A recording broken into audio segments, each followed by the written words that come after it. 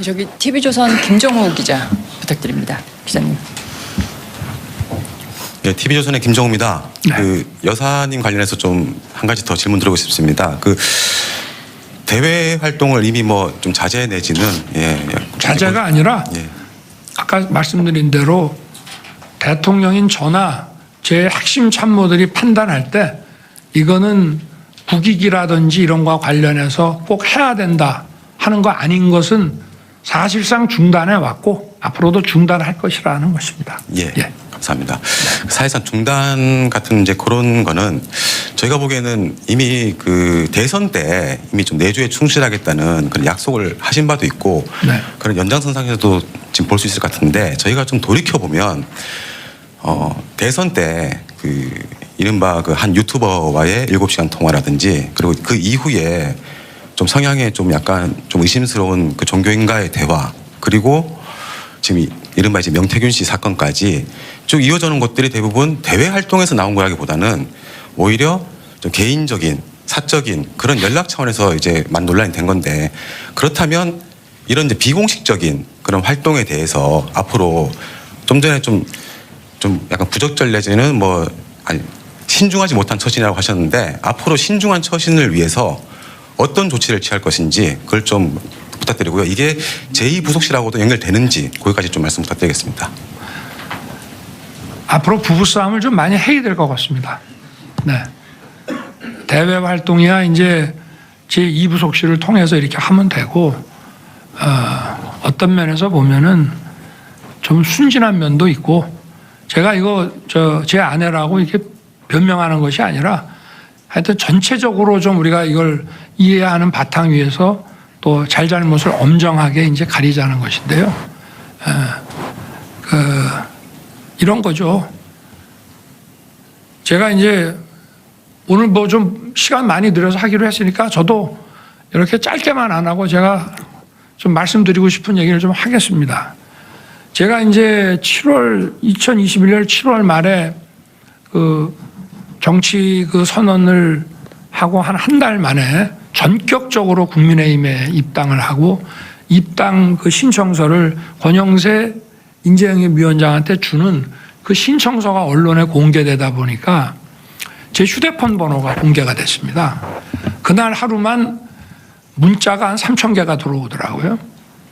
그리고 그 이후에도 뭐 카톡 텔레 같은 것도 막 들어온 것 같아요. 저게 뭐 이름이 저장 안 돼도 막 들어오는 것 같은데 그래서 저는 이제 하루 종일 뭐 사람들 만나고 뭐 여기저기 막 다니고 이제 지쳐갖고 집에 와서 쓰러져 자면은 아침에 이렇게 일어나 보면 5시, 6시인데 안 자고 이렇게 엎드려서 제 휴대폰을 놓고 계속 답을 하고 있는 거예요. 그래서 미쳤냐? 지금 잠을 안 자고 뭐 하는 거냐? 그랬더니 아니 사람들이 이렇게 지지하는 사람들 또 뭐 이런 것 좀 잘해라 하는 사람들이 있는데 고맙습니다라든지 뭐 잘하겠습니다라든지 잘 챙기겠습니다라든지 아니 뭐 답을 해줘야 하는 것이지 이분들이 다 유권자인데 아니 이렇게 자발적으로 문자가 들어오는데 거기에 대해 답을 하는 것 같은 그런 선거운동이 어디 있냐 그러면서 잠을 안 자고 완전히 날밤이 바뀌어가지고 그렇게 이제 했었습니다. 그 가운데는 아주 나는 이때까지 국민의힘 찍어본 적이 없는 사람이요. 딱 이러고 이제 시작하신 분들도 있었다고 하고요. 근데 이제 한 가지 에피소드를 하면 그런 분이 제가 경선 TV 토론 때마다 이제 전국을 다니면은 굉장히 많은 지지자들이 이제 후보들의 지지자들이 와서 하는데 그때부터 대선 끝날 때까지 전국 어디를 다니나 굉장히 열성적으로 해 주셨어요. 그런 분들이 꽤 있습니다. 그러니까 어떻게 보면 우호 세력으로 많이 바뀐 거죠. 근데 이제 조금이라도 누구한테 도움을 받으면은 말 한마디라도 이렇게 인연을 딱 못 끊고 말 한마디라도 고맙다는 얘기를 해야 된다는 그런 거를 좀 가지고 있다 보니 이런 문제가 좀 생긴 것 같습니다. 이게 나중에 막 무분별하게 이런 것이 막 이렇게 언론에 이렇게 까지고 이럴 거라는 생각을 그때 못 했던 것 같은데 이게 전부 제 책임입니다. 왜냐하면 후보 시절과 또 당선인 시절과 대통령이 됨으로써 이 소통의 방식을 좀 매정하지만 바꿔야 됩니다. 제가 대통령이 돼서도 검사 때 쓰던 휴대폰을 계속 쓰고 있으니까 무조건 바꿔라고 하는 얘기를 많이 들었습니다. 물론 뭐 저 나름의 보안폰도 가지고 있습니다. 그래서 저 어떤 뭐 감청이라든가 이런 것 때문에 국가 안보나 이럴 문제가 있을 때는 보안폰을 딱 쓰지만 그냥 통상적인 거 뭐 공무원들 장차관들하고도 뭐 크게 뭐 국가 안보나 이런 거에 저게 아닐 때는 그냥 제 휴대폰을 쓰고요. 근데 이제 또 휴대폰으로 제 휴대폰으로도 지금도 엄청나게 많은 문자가 들어옵니다. 근데 제가 시간 날 때 한번 쭉 읽어봅니다. 바쁠 때는 그냥 다 지우라고 할 때도 있지만 주말 같은 때는 쭉 읽어보면은 저에 대해서 아주 뭐 그냥 아주 뭐 상욕을 하는 분도 있고, 뭐 정신 좀 차리라. 근데 이제 그걸 저는 여론의 한 지표로서, 정제되지 않은 그런 거로 이제 보는데요. 그래도 지금도 하여튼 휴대폰 없애라는 분이 많거든요. 근데 제가 이거를 모르겠어요. 워낙 오래 쓰던 번호라 정말 아까워서 그런 마음도 있겠지만, 사실은 제 초도 휴대폰 바꿨어야 되고요. 그리고 또 누구를 통해서 해야 됩니다. 과거에 저도 공직 생활할 때 뭐 대통령의 전화를 받은 적도 있습니다만은 참모가 전화가 와요.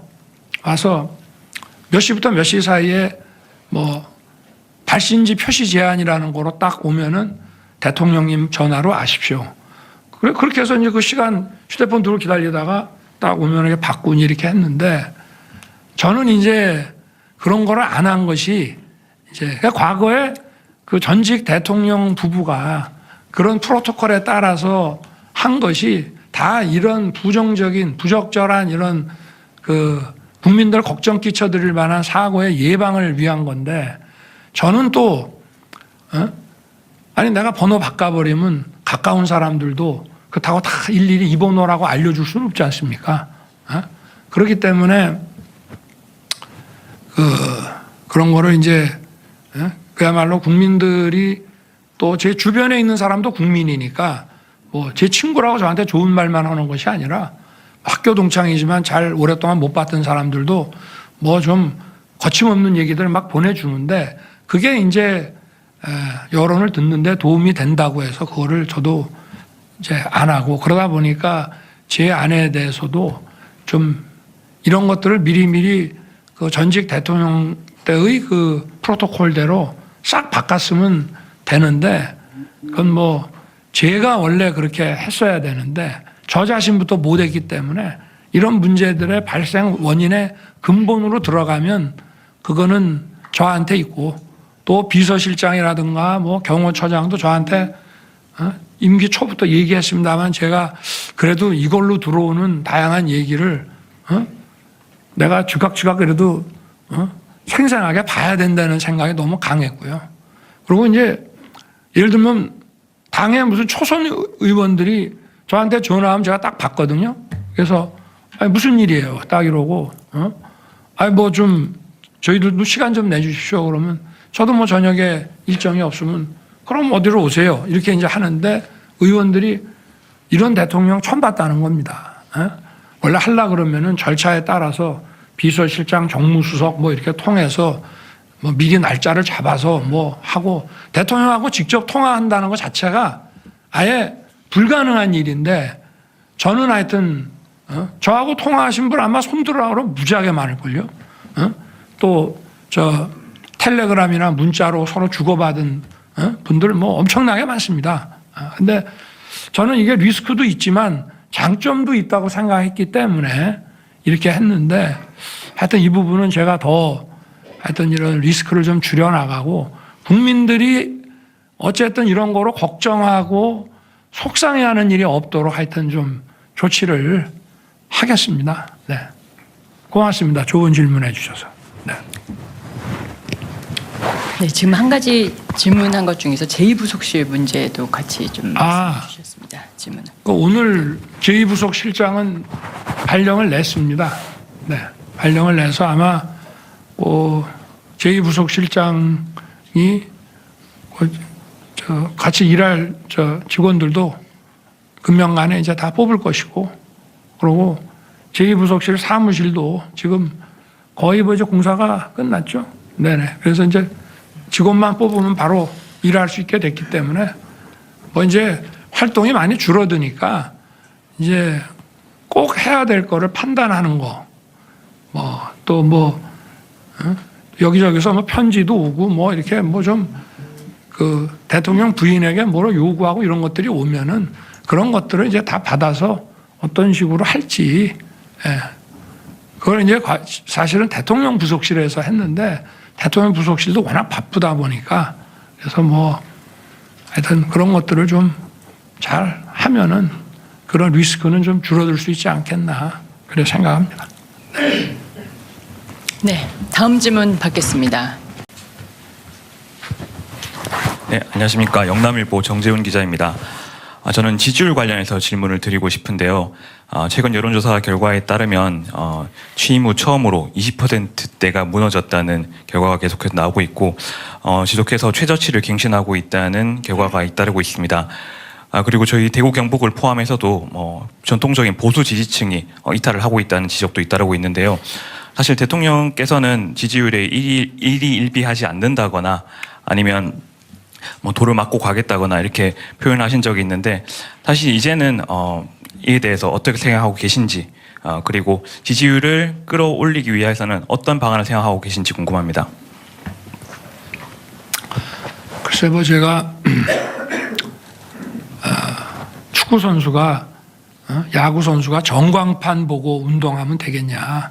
전광판 안 보고 공만 보고 뛰고 공만 보고 때려야 된다라고 하는 얘기를 선거 때부터 계속 했습니다. 그러한 제 마음에는 달라진 거는 없습니다. 그러나 이제 지지율이라는 거는 이제 우리 참모들을 통해서 제가 좀 바가지 긁기를 많이 당하고 있는데요. 누가 그러더라고요. 어떤 언론 기사를 저한테 딱 주는데 이제는 전광판 좀 보고 뛰세요. 이런 칼럼이 있더라고요. 수치라는 게 다는 아닙니다만은 국민들께 좀 특히 이제 대구 경북 지역의 지지율 하락 이런 걸 보면은 제가 대통령 후보가 되고 대통령이 돼서 이 자리에 앉아 있게 되는데 사실은 대구 경북 지역의 절대적인 지지가 저를 이렇게 만든 것이 아닌가 하는 생각을 하고요. 늘 그런 생각을 가지고 있습니다. 그래서 얼마나 아꼈으면은 또 얼마나 실망이 크시겠나 그런 생각을 하고 있습니다. 어쨌든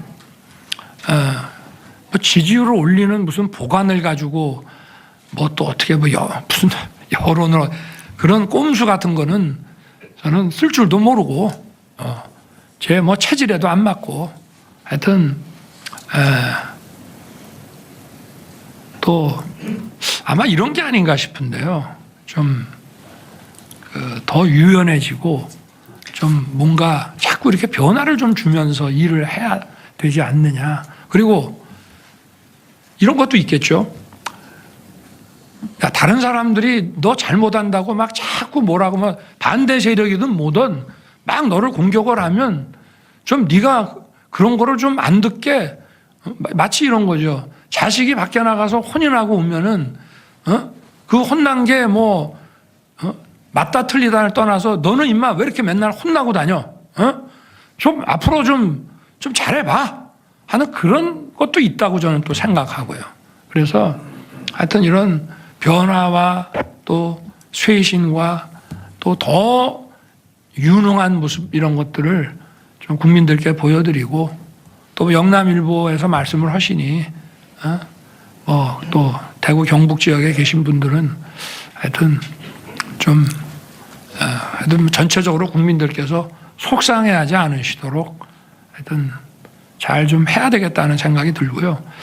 본인도 뭐 어찌 됐든 저찌 됐든 자기를 뭐 의도적으로 악마화를 하네, 뭐 가짜 뉴스가 있네, 뭐 침소봉대를 해서 막 억지로 만들어내네 해도 그런 억울함도 아마 본인은 가지고 있을 겁니다만은 그거보다 어쨌든 국민들 걱정 끼쳐드리고 속상해 하시는 거에 대한 그런 미안한 마음을 훨씬 더 많이 가지고 있습니다. 그래서 저보고도 괜히 무슨 뭐 임기 반환점에 뭐 이거라고 그래서 뭐 그동안의 국정 성과 뭐 이런 얘기만 하지 말고 사과를 좀 많이 하라고 모르겠습니다. 이것도 국정 관여구 뭐 농단은 아니겠죠? 네. 그런 생각 가지고 있습니다. 네. 네, 다음 질문 받겠습니다. 하나 정도 하자. 네. 이제 하나 정도만 해. 네. 목이 네. 아프다 이제. 아, 네. 그래 더 할까? 예. 그러면 한두 그래, 개만 더 받도록 하겠습니다. 네. 자, 부산일보 박석호 기자님 부탁드립니다. 네. 안녕하십니까. 데일리 한국의 박준영입니다. 저는 체코 원전과 관련한 질문 드리겠습니다. 대통령님께서는 아까 우리 산업에 더 큰 활력을 불어넣어줄 사업이라고 하셨는데요. 한수원이 우선 협상 대상자로 선정됐지만 아직까지 그 의혹들이 계속 나오고 있는 것 같습니다.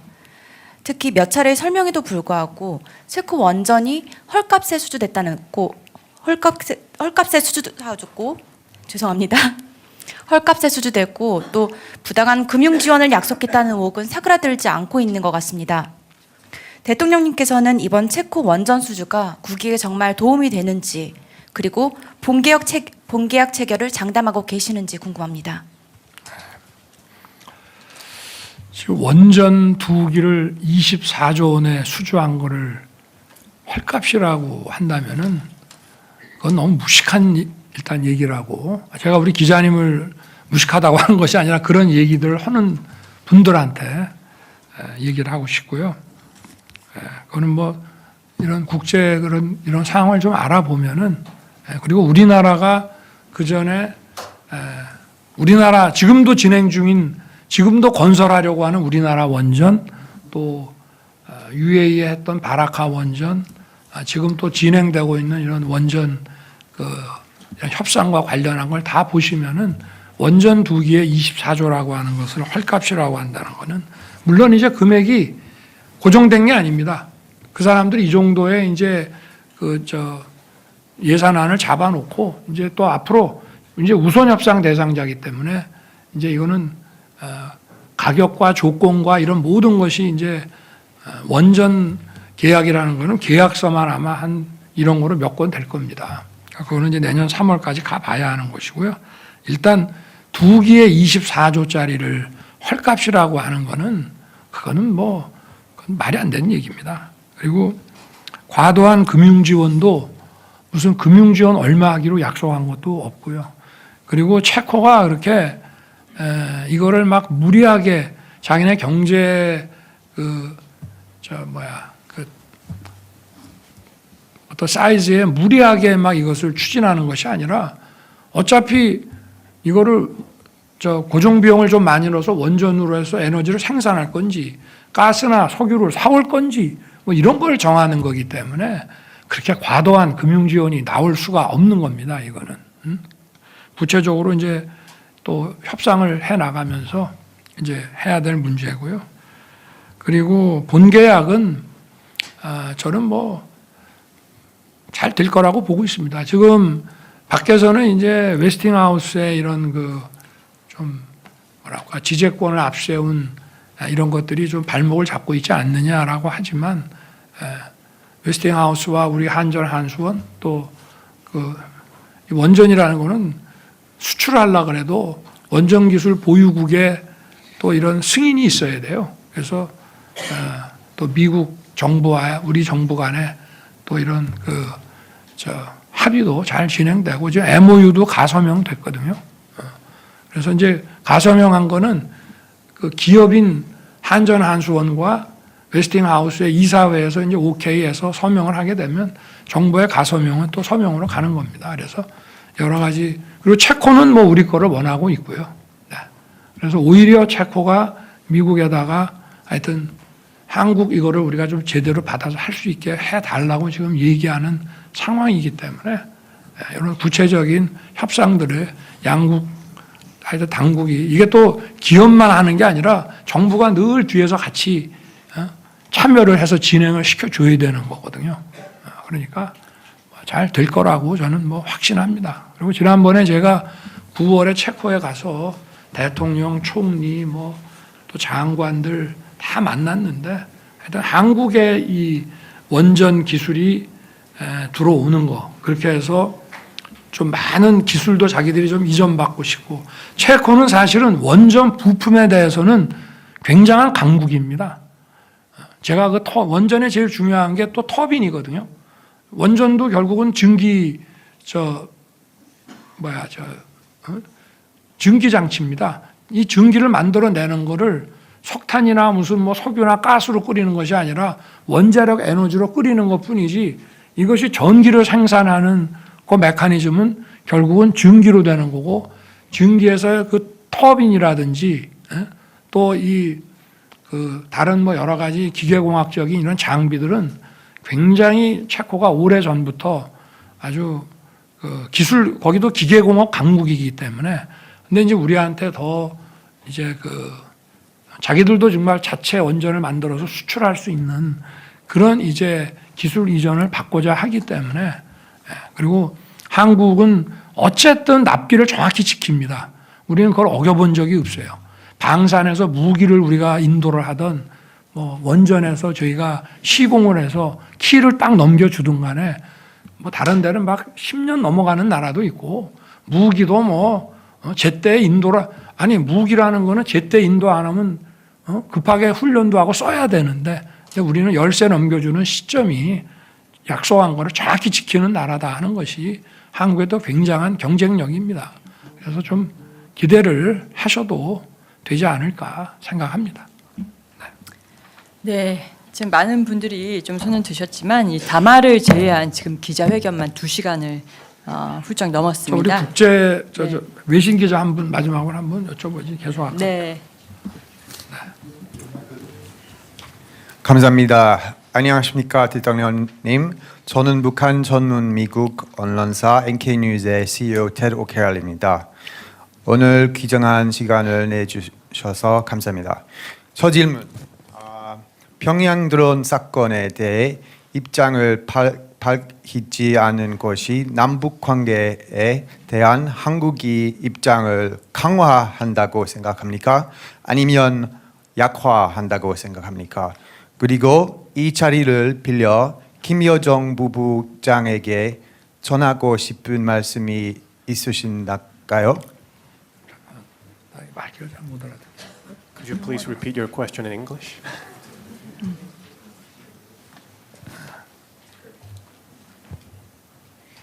이거 한국어 시험처럼 죄송합니다. Okay, I'll try again in English.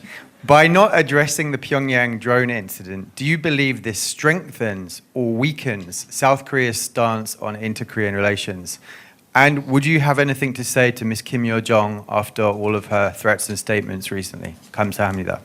예, 대통령 최근에 북한이 주장했던 평양에 우리 드론이 날아왔다고 하는 사건에 대해서 언급이 없는 것이 남북 관계에 어떤 영향을 미친다고 생각하시는지, 그리고 최근 김여정 부부장의 입을 빌린 일련의 북한의 입장 표명에 대해서 하실 말씀이 있으신지 여쭙겠습니다. 뭐 북한은 우리한테 이미 드론 공격을 10번이나 국경을 침범해서 했고, 또 뭐 아까도 트럼프 대통령과도 얘기를 나눴지만 7,000개가 넘는 지금 오물 쓰레기 풍선에 이런 GPS 교란시켜 놓으면 바다에서 배를 운전하는 게 우리 어선들이나 이런 게 굉장히 힘듭니다. 그러고 있는 마당에 적반하장식 그 억지 주장에 대해서 우리가 일일이 이렇고 저렇고 대응할 가치도 없는 것이기 때문에 그런 것입니다. 답을 안 해줘도 되겠어요? 영어로 안 해줘도? 아,